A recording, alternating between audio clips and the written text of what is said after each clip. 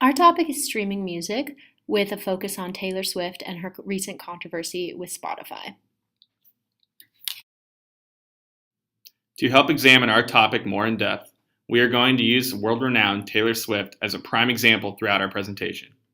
Within the last week, she has made headlines around the globe and result with her dispute with Spotify's compensation for their content creators. We will be examining Spotify's participants, their payoff rules, and the evaluative criteria from the IID framework to help analyze this topic further.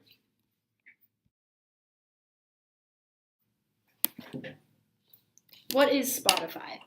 It is a music streaming service that allows for the user to gain access to millions of songs via the online app. With the invention of the internet, access to music, both legally and illegally, has caused a serious controversy with the music property rights. Technology apps like Spotify have come along and given consumers the ability to save and stream music legally for a simple monthly subscription. Recent artists like Taylor Swift have expressed discontent with Spotify's business practices because artists have argued that their business model does not fairly compensate everyone.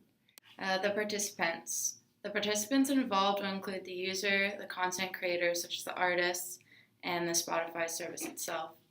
The users can either pay for the Spotify service with a monthly subscription of $9.99 a month, or the user can choose the free version of the app and pay for the music by listening to advertisement placed by the marketing companies. The ads can vary anywhere between 15 and 30 seconds and vary in terms of their frequency. Spotify pays its content providers between 0.006 cents and 0.0084 cents per song that's streamed. There's a lot of criteria to evaluate when looking at this topic. Artists are free to choose their own sales channel in which their music is going to be shared.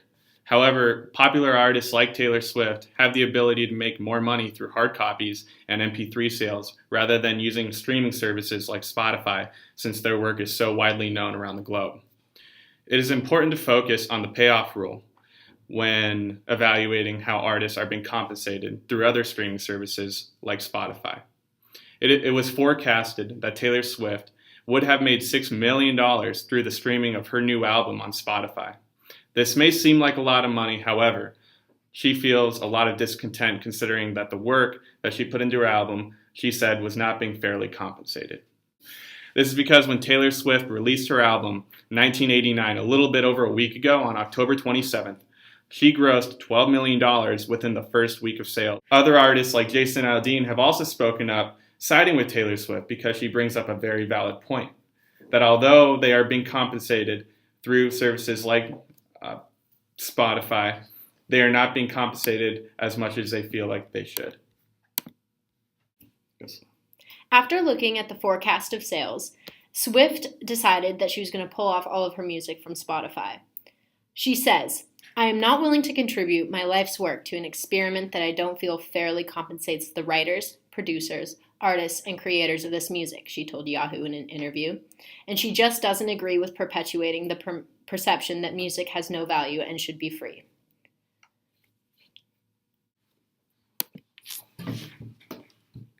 Another outcome that has resulted from the controversy between Taylor Swift and Spotify is that they both have received free publicity. More people are now learning about Spotify's streaming service because of Taylor's star power, and because of this, they're gaining more users. Additionally, Taylor is getting more album attention and MP3 sales are skyrocketing because she has taken a stand against streaming services. Taylor's 1989 is the first album to reach platinum this year. 2014 has been the worst year in music history for profits. The Spotify Swift controversy could have the potential to encourage other artists to follow Taylor's suit and pull their own music off of the streaming service. While not all artists have the fan base or supporters to be as financially successful as Swift if they pull their music, many still might attempt it. Jason Aldean is the first to follow in Swift's footprints, with some success but not comparable to Taylor's.